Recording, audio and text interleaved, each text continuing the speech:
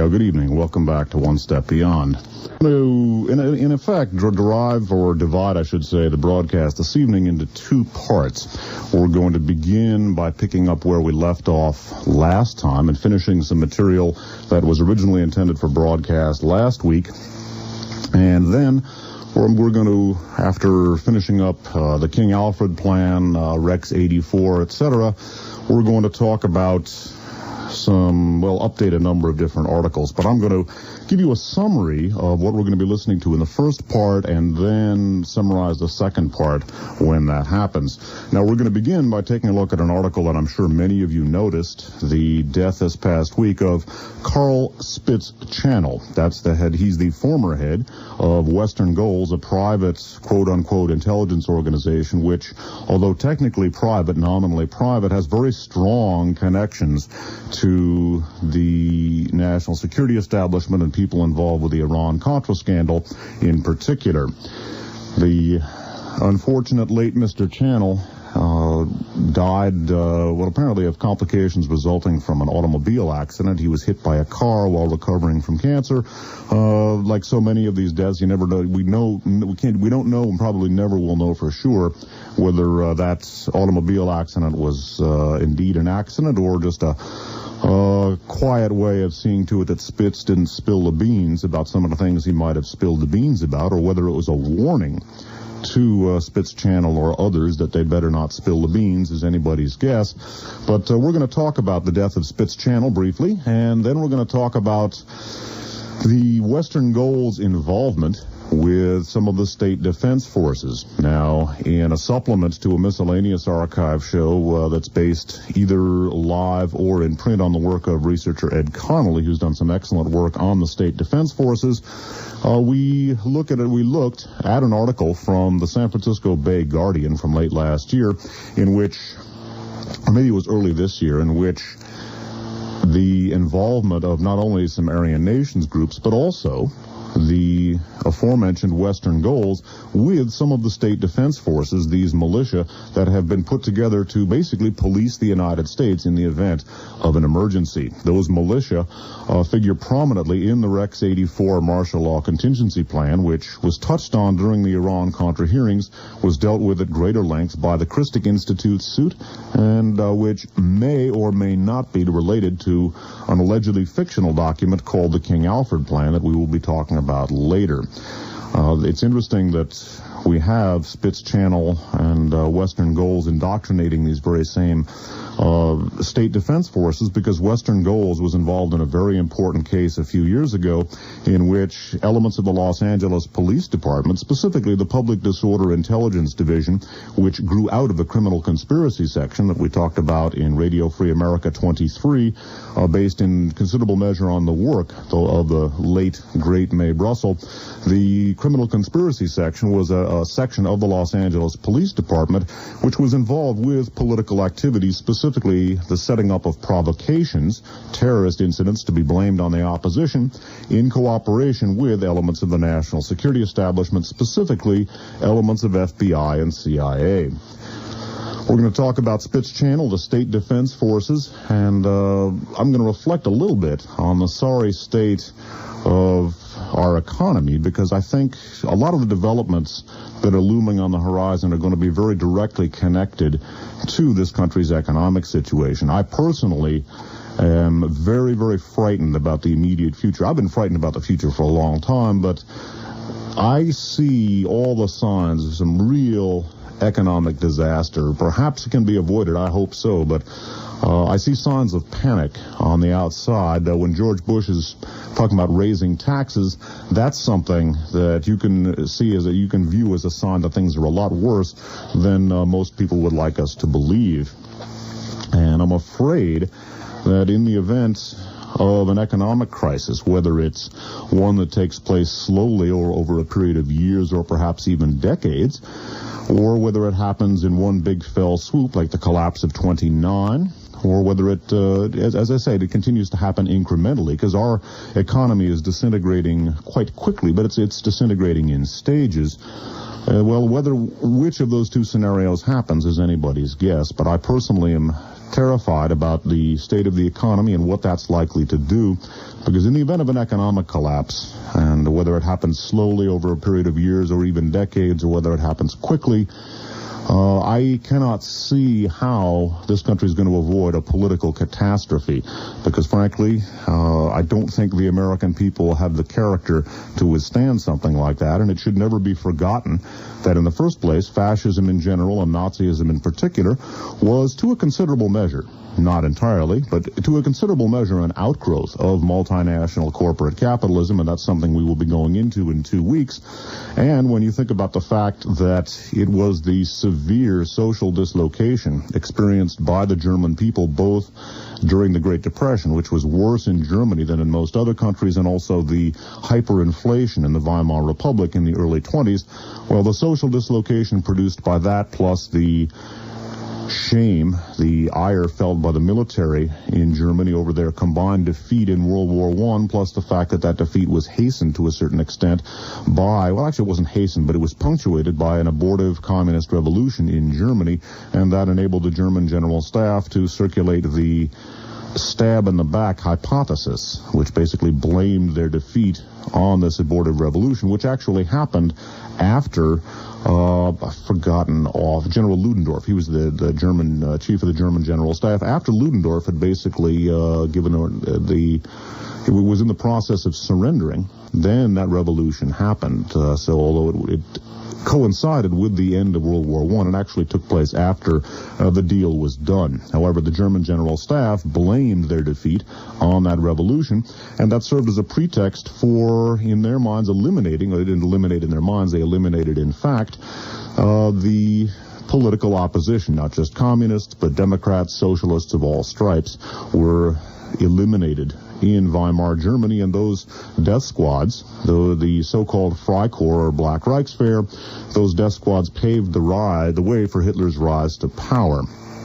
And I see a lot of ominous parallels with what's going on today, and it is my fear that in the event of an economic collapse, we will see scapegoating much along the lines of what took place in Germany. It may not be the Jews, although probably the Jews will be gotten rid of at some point, but it'll be the blacks and other non-white minorities. I suspect it will be among the first to feel the lash if, in fact, there is an economic collapse, and that's a possibility I don't think we can overlook. So we're going to begin after our discussion of Spitz Channel, what may have happened to him, connections to the state defense forces. We're also going to take a look at a couple of articles that I reviewed, that I looked at last week. We will review this week. One, an article in which the experts say the war on drugs has turned into a war on blacks. Well, that's something that I had predicted, and again, I don't take any satisfaction in these predictions. This is a very frightening and depressing development to me, right? I mean, I could pot the microphone down now and either cry or puke, depending, or first maybe one and then the other, depending. But the fact of the matter is, I call this shot, as I've called an awful lot of others, and I wish I was wrong about some of these things, but when you study history, the world is not a mystery, and I've studied it at least up to a point, and I see very, very serious things happening in this country, and I am terrified for the future, and I'm going to share some of my fears and the reasons for them this evening. We're going to talk about how the war on drugs has turned into a war on blacks. I had speculated about the war on drugs as sort of a creeping Rex 84. We're also going to look at a real terrifying proposal. I don't know if it'll ever get off the ground, but a very terrifying proposal by William Bennett, the drug czar and former Reagan education secretary, to relocate children from certain inner city areas where the drug problem is really bad. And, well, when you start relocating population groups, that is ominously reminiscent of what happened in Nazi Germany. The Jews, recall, were never told that they were being killed. A lot of people realized that they were simply being relocated, and as the conditions in the ghettos in Europe worsened over a period of time, a lot of them were quite happy to leave or to get their children out in hopes that they would be taken someplace less grinding than where they were. And we're going to talk about those articles. We're going to talk about the economy, scapegoating, social scapegoating, and we're also going to talk about the Rex 84 martial law plan and the King Alfred plan. And we are also going to be going into some, well, I'm going to review information. It will be review for those of you who have heard it before and new for those of you who haven't. Some critical information from Radio Free America program number 32. That is the 29, 30, 31, the fourth program in the now 7-part Radio Free America series about the Iran-Contra scandal. And in Radio Free America program number 32, entitled Staging the Fourth Reich, we're going to listen to a comparison between the Rex 84 martial law contingency plan and the King Alfred plan, a supposedly fictional document, which, if it's in fact fictional, is an awfully interesting coincidence that allegedly fictional document has now cropped up in an all too real context. And we're going to hear that section of Radio Free America 32 about the King Alfred plan and the Rex 84 martial law contingency plan. The King Alfred plan basically representing, as it appears, a contingency plan for the final solution to the Negro problem. And we're going to talk about that. We're going to talk about the State Defense Forces, Rex 84, and reflect on the war on drugs. And for people to think something like that is absolutely outlandish, and as I said at the top of the broadcast, new people will find this very startling, stick around because we're going to review another tape. And again, I apologize to veteran listeners who have heard this already, but we're adding new people all the time, and I think it's important sometimes to go back to some of these more fundamental tapes and review the archives so that we can see things in perspective. We're going to listen to an interview with Leo Ryan legislative aide Joe Holsinger, done in May of 1980. In fact, done on the very day that the Uncle Sam and the Swastika program was recorded. And this is an interview with Joe Holsinger where he talks about very disturbing indications that, in fact, Jonestown was a U.S. intelligence operation. And he will discuss that information, and you will be able to compare, I guess, how easy it was for Jonestown, which, granted, happened in Guyana, did not happen in the United States, but people didn't blink. And the ominous indications that whole thing was a compromised intelligence operation, and that is why the massacre happened. We will review those for people that perhaps find the possibility of Rex 84 incredible. That'll be the first part of the broadcast, and then I'm going to review information. Well, I shouldn't say review information, but run through relatively briefly a number of articles updating various aspects of things we've been talking about, in particular a number of articles touching on the CIA connection to the S&L scandal. But I will give you a rundown of those articles as we begin the second part of the show. We're going to take a short musical break, and then I'm going to launch into the death of Spitz Channel, the Western Goals connections to the State Defense Forces, and ruminate a bit about some of my fears for the immediate future. Now, we're going to begin by taking a look at the obituary this past week of Carl Spitz Channel. He was the first man convicted in the Iran-Contra scandal, albeit with a wrist slap, and he also passed away this past week. Remains to be seen just exactly whether I doubt we will ever learn whether his death was indeed the accidental natural death that it's presented as being. But in Radio Free America program number 33, the fifth in the 7-part ongoing Radio Free America series about the Iran-Contra scandal, we took a look at the numerous deaths connected with the Iran-Contra scandal. A lot of the key players, a lot of key witnesses bowed out under strange circumstances as the case developed. Most papers carried accounts of Carl Spitz Channel's death, I should say. This particular one comes from the San Jose Mercury News of Wednesday, May 9th of 1990. This is an AP story, datelined Washington, headlined, "Fundraiser who pleaded guilty to charges in Iran-Contra affair dies." Carl Spitz Channel, the first person to plead guilty to illegal Iran-Contra activities, has died of pneumonia while being treated for massive injuries suffered in a car accident, Associates said Tuesday. The conservative fundraiser, who was 44, died Monday at George Washington University Hospital, said hospital spokeswoman Terry Abdoo, A-B-D-O-O. Channel pleaded guilty in April of 1987 to conspiring to defraud the government by using his tax-exempt foundation to raise money for the Nicaraguan Contra rebels. The plea marked the first break for special prosecutors in their investigation of the Iran-Contra case. He later assisted prosecutors in the investigation of the sale of American arms to Iran and the diversion of profits to the Contras. That last sentence again, because it's one that I think is worth pondering. He later assisted prosecutors in the investigation of the sale of American arms to Iran and the diversion of profits to the Contras. Former Representative Dan Kuykendall, a friend of Channel, said Channel had been undergoing chemotherapy for lung cancer and recovered enough to do consulting. But he was struck by an automobile March 15th near his southeast Washington office, said Kuykendall, now a Capitol Hill lobbyist. And basically it goes on to describe a little bit about his activities. Well, we'll never know exactly why he was hit by a car, gosh knows that's common enough to get hit by a car or die in an automobile accident. It happens all the time. It's also one of the authorities' favorite ways of getting rid of somebody if they want to make it look like an accident. Now, one of the questions I have is whether or not his cooperation with the prosecution, such as it was, may have earned him some retribution on the part of some of those who did not find his contribution, his cooperation with the prosecutors to be to their liking. Basically, within organized crime syndicates, and that's basically what the so-called secret team, as the Christic Institute refers to the Iran-Contra players as, within organized crime syndicates, basically omerta, the law of silence, is the rule. You don't, even if you get nailed, you don't betray your comrades, and Spitz Channel, at least to a certain extent, did cooperate with the investigation. Then I wonder, something that I think needs to be investigated, is whether or not that car that took him out on March 15th was doing so on behalf of some of his irate colleagues.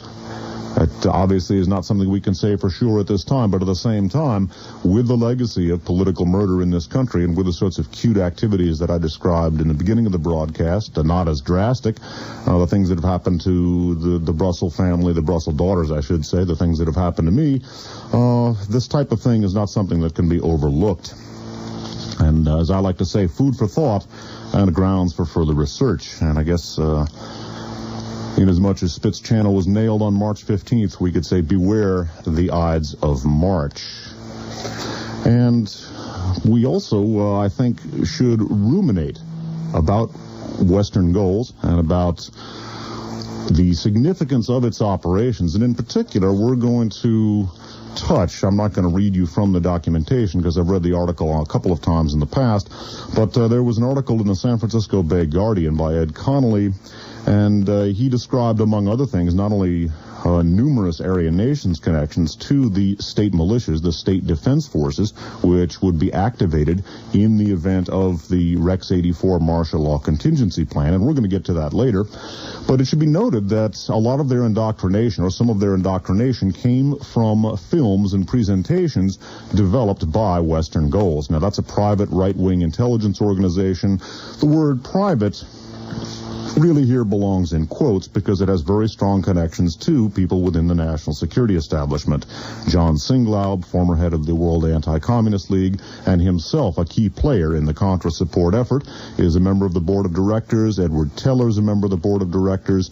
And it is basically a private right-wing intelligence organization which intersects with the government. They're noted for collecting files and developing files on people whose politics they disagree. In 1984, well, actually, it broke before 1984. I guess it actually first hit the news in 83, maybe late 82. But in 1983, there was a case that exploded and did not get the publicity it deserved. Elements of the Los Angeles Police Department had been collecting private intelligence on, law-abiding citizens, but people with whose politics they disagreed. The information was being placed into a computer bank, and interestingly enough, there not only was the computer bank, there was a computer bank in the United States and a matching computer bank in Germany, if you can figure that out. Interestingly enough, the same organization, which just got a wrist slap, it was sued by the ACLU. It's touched on, by the way, in Radio Free America 23, a supplement to it. Interestingly enough, in the course of the investigation. There really was never a complete investigation. In other words, all of the information that might have come out didn't. And it's intriguing to find many years later Western goals involved with not only the Iran-Contra scandal, but Western goals involved with indoctrinating the very state militias, the state defense forces, which would be called up in the event of an activation of Rex 84. Now, Rex 84 was a contingency plan developed by elements of the Reagan White House in which neo-Nazis, survivalists, Aryan nation types would be deputized and literally made federal agents in order to round up political dissidents, Central American refugees, and others in the event of any one of a number of national emergencies, either a terrorist incident of some kind or in the event of widespread protest to an American invasion, say, of Central America.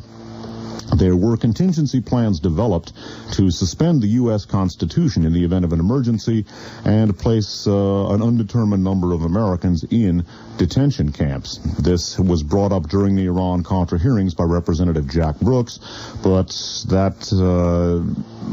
basically Jack Brooks was shunted off by Daniel Inouye, and the information never really came out as it might have. We touched on that last week on the martial law contingency plan, and we're going to touch on it. We're going to go back to it again tonight in a big way. I think it's very, very serious, and we should not underestimate the implications of seeing an organization like Western Goals on the one hand collecting political intelligence and developing files on law-abiding citizens, just people with whose politics they disagree, and then in turn they're indoctrinating the very defense forces, which would be state defense forces, which would be activated in the event of a suspension of the Constitution. And I also wonder, too, whether elements of those state defense forces might take a more activist role, and if indeed they view citizens with whose politics they disagree as subversives, whether perhaps they take a more activist role and whether some of those subversives are in fact being done in. I don't know, but there are a lot of indications of death squad activity in this country. I myself once talked to at considerable length on the phone an individual who claimed to be a member of an American military death squad, and from everything he had to say, it sounded pretty convincing to me. And again, this was an American military death squad that operated in the United States on American citizens.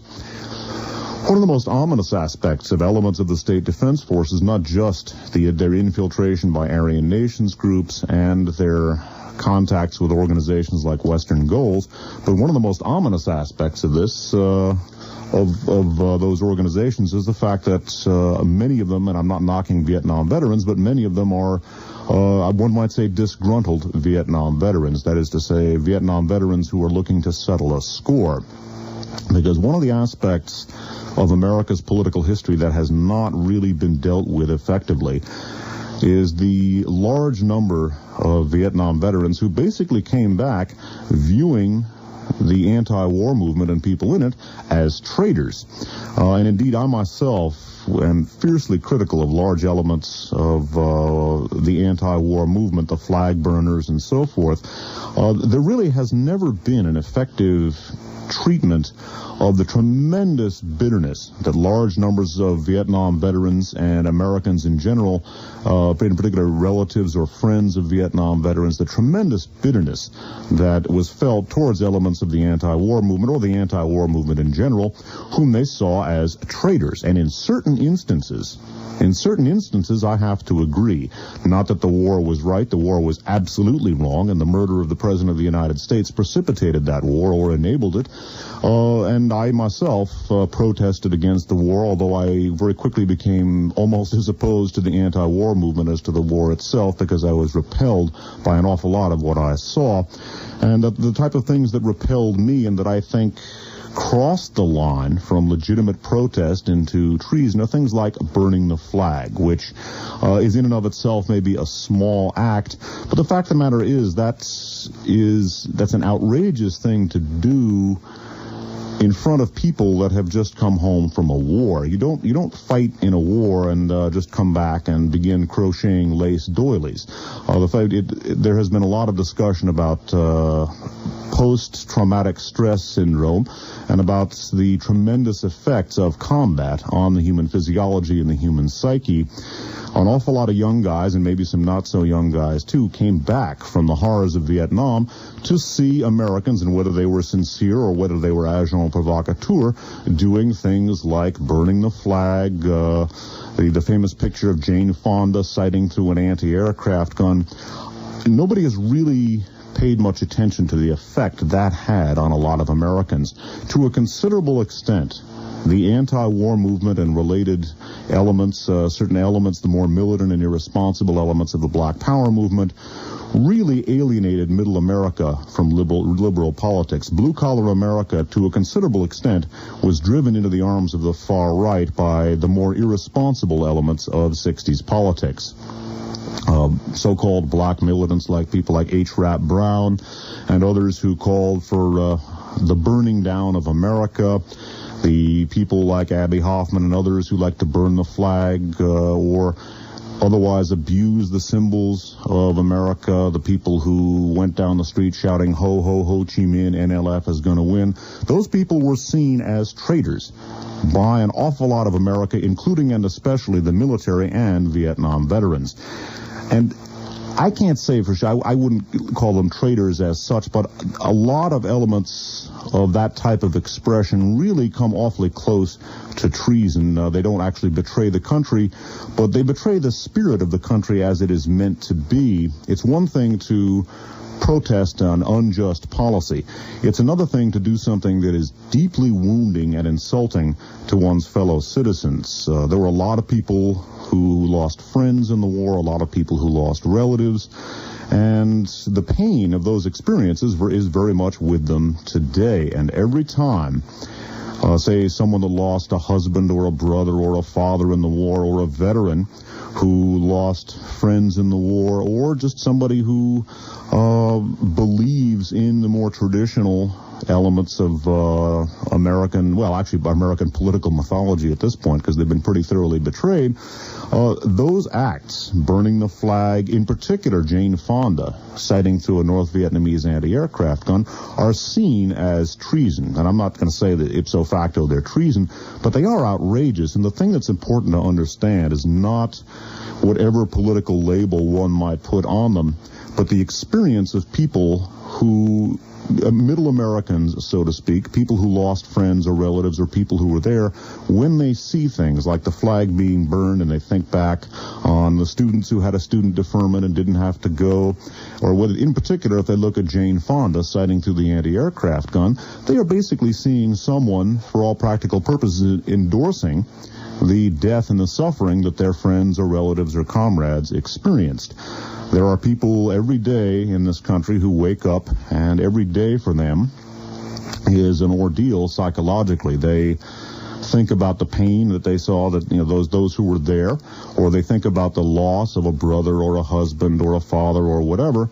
And when they think about the burning of flags, when they think about Jane Fonda sighting through a North Vietnamese anti-aircraft weapon, that basically places them in a frame of mind not unlike the frame of mind which prevailed among the German general staff and large sections of the German veterans population after World War I, in which those elements of German society who rose up in an abortive communist revolution were seen as traitors. Now, in fact, General Ludendorff had basically already set the peace process in motion. The German defeat was already assured, but when the communist revolution happened, and it was an abortive one, it was put down, this was seen not only by veterans of the war, but also by the general staff in particular, and also large elements, of course, of the German industrial and financial community as treason. And President Ebert of the Weimar Republic put together three organizations, the Freikorps, the Einwohnerwehren, and the Zeitfreiwilligenverbände, which were paramilitary organizations of newly demobilized veterans veterans who were then remobilized for the purposes of putting down the communist revolution. They did so, and they then remained to a large extent intact, even though they were supposed to be disbanded. And after putting down the communists, they then proceeded to eliminate all elements of German democracy, anybody who might have opposed Adolf Hitler, who began his career as a German military intelligence agent under the Reichswehr political department of General von Lossow. Now, we discussed that in Radio Free America program number 10, and there's also a miscellaneous old hard rain show which discusses this as well. But the main Radio Free America reference is Radio Free America number 10, which has that two-part hard rain show describing the Freikorps and the events in Germany in the immediate aftermath of World War I in some detail. So RFA number 10 is the reference you want to look into under the circumstances. And all of this, all the discussion of Vietnam and what happened, what didn't happen, is relevant in my mind because as we evaluate what's going on in this country and we evaluate the psychology of people involved, some of the people, I should say, and I don't want to damn the state defense forces as being a bunch of violent reactionaries, but a lot of them are. And a lot of them are people who came out of Vietnam totally poisoned and who would be quite willing to shoot peace protesters or anybody else because they see them as traitors. And every time they pull the trigger, they will be seeing Jane Fonda sighting through the North Vietnamese anti-aircraft gun, or Abby Hoffman burning an American flag, or kids shouting ho, ho, ho, Chi Minh, NLF is going to win. And I think people should pay a great deal of attention to that portion of the American psyche because it really has not been discussed in the progressive sector to any extent.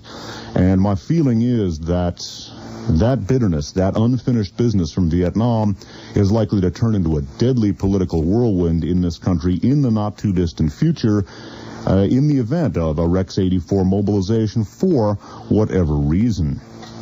Now, last week, we looked at an observation by an author named Lawrence Wexler, who has written a book about the U.S. involvement in political torture and military dictatorship in Uruguay and Brazil. And he spoke with an Uruguayan political scientist, and she said basically that military dictatorship could happen in any country. What is needed is a mixture of political paralysis and economic crisis. And it is my fear that just such a thing could happen in this country. It's scary to me to read the papers and the news and see the really deadly signs of an impending collapse. We are now the world's biggest creditor nation, or biggest debtor nation, rather, and 10 short years from being the world's biggest creditor nation. And virtually every major institution in this country is bankrupt. The corporations, a lot of them, are in very bad shape. They're in need of cash flow. The country itself is bankrupt. The governments, to a large extent, are. The municipalities are. Many of them, not all of them. But there is a major fiscal crunch coming around, and it's coming around for the state of California. It's coming around for the country as a whole. It may be made much worse by the S&L crisis, and who knows what we're not being told, because generally speaking, our news media soft pedal the general political situation. They do not talk about what is there to be discussed. They talk about what they would rather have us hear, and generally that's a lot of nonsense. And the news media are getting really, really bad about focusing on BS. You know, one hears all about Twin Peaks and who killed, what's her name. You hear all about The Simpsons. I have the good fortune to be on the air on Sunday night. I don't watch much commercial TV anyway, but I can't believe the extent to which people are getting all stupid behind this cartoon show. I mean, I read about it all the time in the papers. I don't feel I have to watch it at this point. Or people can spend all of their time, or let's just say the editors of the papers are spending an inordinate amount of time on non-news these days. One of the stories, got to be the biggest non-story of the decade, in my opinion, is all of the copy that's being devoted to these giant frogs. The Calaveras County Frog Jumping Contest has been an event for a number of years, and some guy got an idea of importing these giant frogs called the Goliath frogs, and I don't know whether they come from Africa or South America, but he's going to enter them, or has entered them. I don't know when it happens, in this Calaveras County Jumping Frog Contest. And there have been articles in virtually every paper in the country, and a lot of articles have been, a lot of papers have repeated articles over and over on these frogs. It is, like I said, I've seen a lot of non-stories, but this could be the worst of the lot. It's a totally insignificant story, and it's getting incredible amount of coverage. I sometimes feel in my attempts to relay a more intelligent and meaningful interpretation of news events, and when you're faced with stuff like the Goliath frogs, I kind of feel like David versus the Goliath frogs, I guess you could say. And I think the editors who are devoting all of that copy to this nonsense really should be ashamed of themselves. I wish the editors who are devoting all this time to these frogs would croak under the circumstances, but if they don't have the Goliath frogs, they'll have plenty of other stuff. I'll get a human interest story, quote unquote, about a delicatessen owner who builds a replica of Elvis out of dill pickle chips, or, the usual jive about Madonna, or the latest jive about Marla Maples, or, cheesecake photo of Fawn Hall, or something else equally meaningful. And it shouldn't be too hard for them to soft pedal the news, and there's a lot of that going. People are not paying attention to what's going on. And I think the signs of an economic collapse are impending. And I don't know how soon it's going to happen. Maybe the central banks can regulate things. I don't know. We're in uncharted economic waters. But I'm not very optimistic about the future. And I see, as I read the papers, in spite of all the jive news, I see an awful lot of very, very serious indications that we are headed over the falls, economically speaking. With all of the debt, I can't see how we're going to get out of this. I do not see a solution to America's economic problems, and I'm afraid that's going to lead to a final solution. Now, one of the reasons that I talk about the multinational corporate connections to fascism and the fact that many of the dominant industrial and financial interests that preside over our society are some of the same interests that backed Adolf Hitler during the Second World War.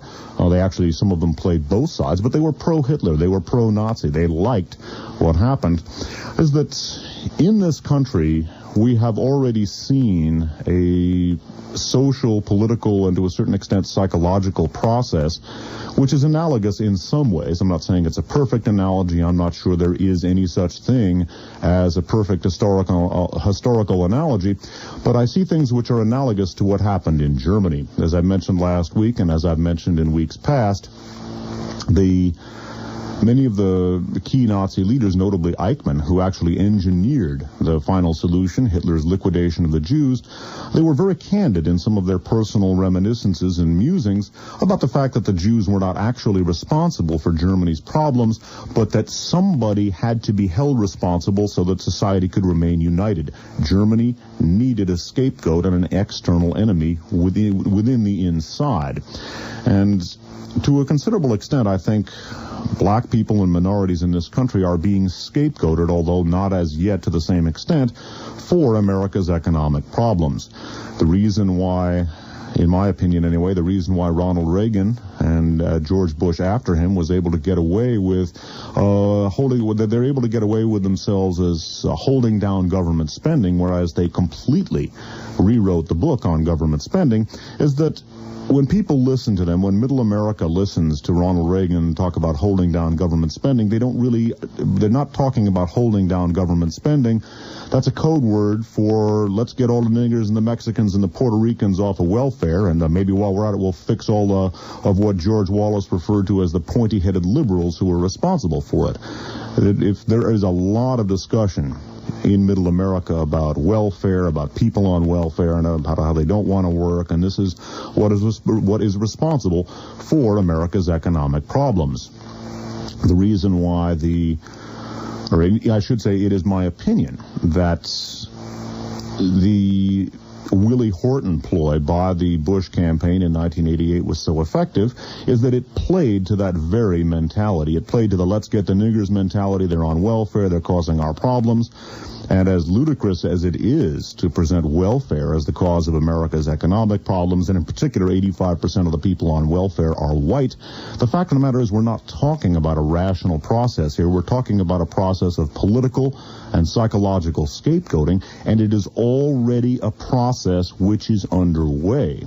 And it is my fear that if that process of economic disintegration accelerates, and there are very serious signs that it's going to, then we will see an acceleration in the degree and, in the amount of and degree, the severity of the scapegoating. It is my belief that if this country experiences a financial collapse, and none of us really knows whether that's going to happen, it may happen suddenly, it might happen over a period of years or decades, that my belief is it's happening now, gradually but quickly. In the event of an economic collapse, I do not think that Americans are going to accept responsibility for having created their own situation. I don't see a great deal of character in this country right now, and I do not think that people are going to accept the blame for having caused their own problems and followed that smiling old fool down the road to ruin, which they did, the old fool in this case being Ronald Reagan. And I do not see, in the event of an economic collapse, an economic crisis, the kind of economic crisis that Uruguayan political scientists referred to, I do not see Americans biting the bullet, so to speak. I cannot see people in this society biting the bullet, and the fact of the matter is, if they don't bite the bullet, then they're going to have to eat something a whole lot less appetizing, albeit more easily chewed under the circumstances. And I don't think they're going to accept responsibility. I think they're going to go looking for somebody to blame, and the handiest scapegoat so far has been non-white minorities. Now, one of the things that I observed in connection with the war on drugs, which is quite ludicrous because the very same government which is waging the war on drugs is very much involved with bringing the drugs into the country also. There's an article in today's papers, in fact, about how the Afghan guerrillas, the Mujahideen, being supported by our government, are heavily involved in the opium traffic, in the heroin traffic, and yet the government is not interested in doing much about it. Well, there's an area where the war on drugs could be successfully fought, but instead we're seeing the gradual introduction of the military into civilian society in a civilian law enforcement role, and the constitutional implications of that could not be exaggerated. In William Bennett's as yet unsuccessful attempt to clean the drugs out of Washington, D.C., a number of agents from the Defense Intelligence Agency are being used in a domestic law enforcement capacity. I observed when these programs were put into effect that this not only was very ominous from a constitutional standpoint, but that to a considerable extent it represented a creeping Rex 84, an introduction of Rex 84 martial law gradually over a relatively long period of time, rather than doing it in one fell swoop, kind of like a Reichstag scenario, stage an incident and then ring down the curtain. The war on drugs, in my opinion, to a certain extent at least, represents a gradual introduction of martial law, at least in those areas where it's being put into effect most severely. And again, the constitutional implications of using the military in a civilian law enforcement capacity couldn't be exaggerated. And again, my forecasts, my statements appear to have been correct, and I'm not saying that with any degree of arrogance. I wish I was wrong about some of these things, because frankly, it sickens me and it frightens me, also makes me mad as hell. But again, by way of reviewing information and also at the same time looking ahead to what I feel is a very dark future, I'm going to review this article from the San Francisco Chronicle of Tuesday, April 24th of 1990. This is an article by Ron Harris of the Los Angeles Times. It's Dateline Chicago, and it's headlined, "Experts Say the War on Drugs Has Turned into a War on Blacks." And it reads as follows, or in part as follows. Maybe no one planned it, maybe no one wanted it, and certainly few saw it coming, but around the country, politicians, public officials, and even many police officers and judges say the nation's war on drugs has, in effect, become a war on black people. As America's cities and towns, led by President Bush and drug czar William Bennett, have intensified the battle against drugs, particularly cocaine, these authorities say, the efforts have been disproportionately concentrated in black communities. Although it is clear that whites sell most of the nation's cocaine and account for 80% of its consumers, law officers and judges say it is blacks and other minorities who continue to fill up America's courtrooms and jails, largely because in a political climate that demands that something be done, they are the easiest people to arrest. Skipping down, and there's a quote here from Norval Morris, of the University of Chicago professor. The whole law and order movement that we've heard so much about is in operation, anti-black and anti-underclass, Morris said.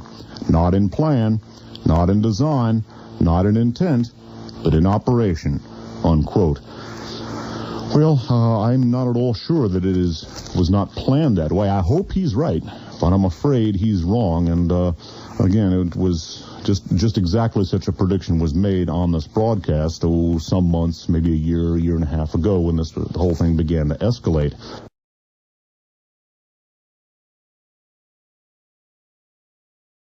In World War I, plus the fact that defeat was hastened to a certain extent by, well, actually it wasn't hastened, but it was punctuated by an abortive communist revolution in Germany, and that enabled the German General Staff to circulate the stab in the back hypothesis, which basically blamed their defeat on this abortive revolution, which actually happened after I've forgotten General Ludendorff. He was the German chief of the German General Staff. After Ludendorff had basically he was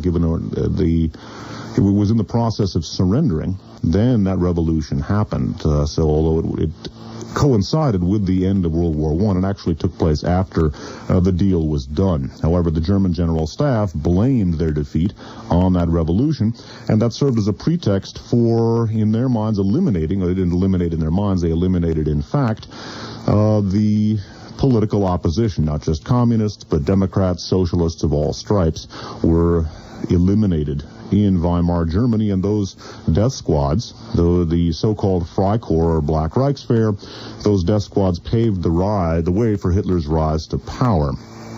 And I see a lot of ominous parallels with what's going on today, and it is my fear that in the event of an economic collapse, we will see scapegoating much along the lines of what took place in Germany. It may not be the Jews, although probably the Jews will be gotten rid of at some point, but it'll be the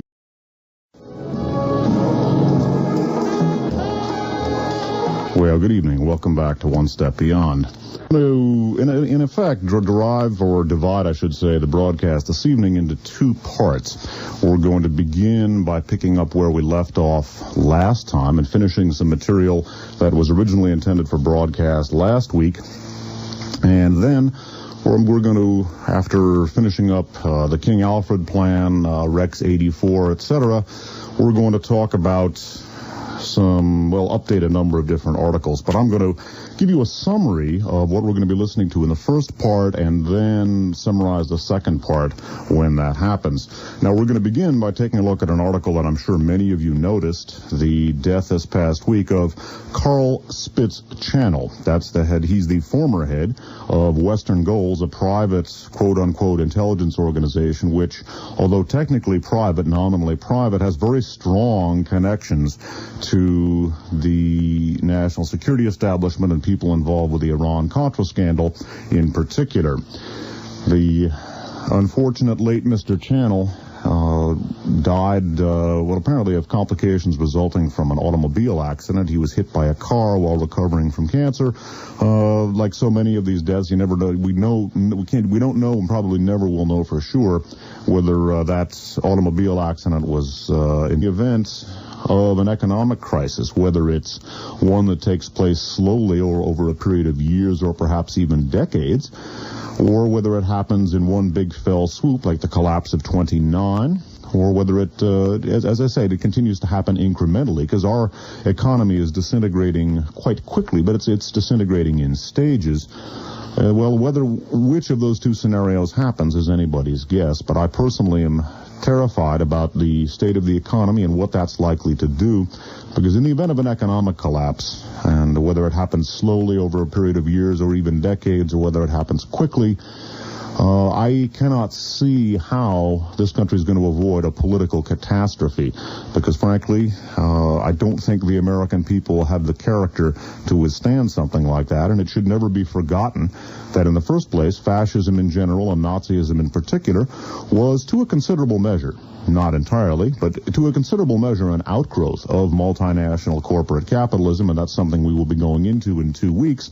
And when you think about the fact that it was the severe social dislocation experienced by the German people, both during the Great Depression, which was worse in Germany than in most other countries, and also the hyperinflation in the Weimar Republic in the early 20s.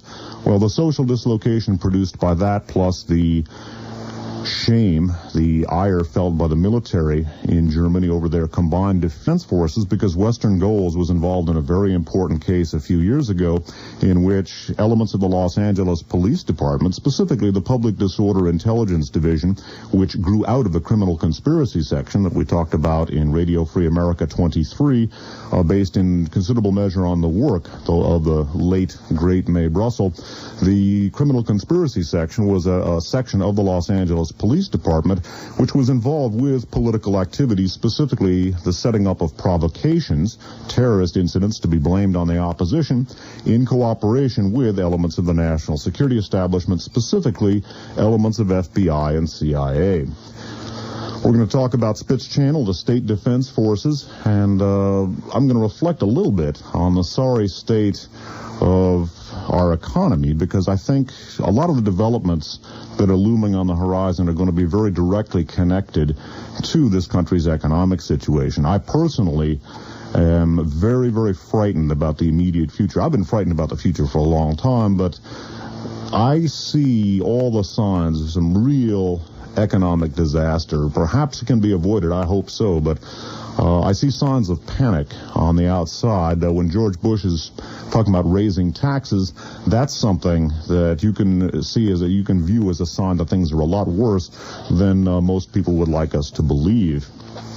And I'm afraid that indeed an accident or just a quiet way of seeing to it that Spitz didn't spill the beans about some of the things he might have spilled the beans about, or whether it was a warning to Spitz Channel or others that they better not spill the beans is anybody's guess.